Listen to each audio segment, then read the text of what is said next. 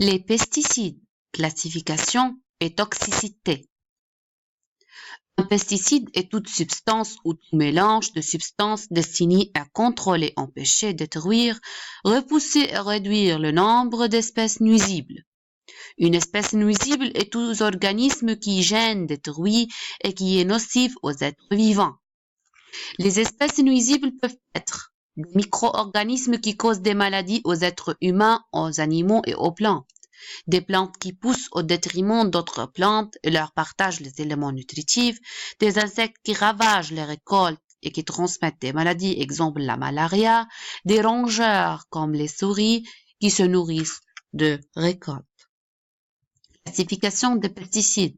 Les pesticides sont classés selon le type d'espèce à contrôler. Ils sont classés en insecticides qui tuent les insectes, herbicides sont des substances chimiques qui servent à tuer ou à retarder la croissance des plantes non désirées. Les fongicides, ce sont des substances qui tuent les champignons, les virus et les bactéries. Les rodenticides sont des substances qui tuent les rongeurs.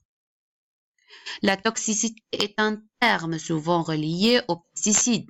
C'est la capacité d'une substance de provoquer un endommagement pour un organisme vivant. L'une des mesures de la toxicité est la DL50. C'est la dose létale d'une substance toxique capable de tuer 50% d'une population d'estés, rats, lapins, etc. La DL50 est exprimée en milligrammes de substances toxiques par kilogramme de poids corporel. Par exemple, la DL50 du Propoxur équivaut à 95 mg par kilogramme pour les rats. Ceci veut dire que si on fait un test sur un échantillon de rats pesant chacun 1 kg et qu'on administre oralement à chaque rat une dose de 95 mg de cet insecticide, probablement la moitié de ces rats meurent.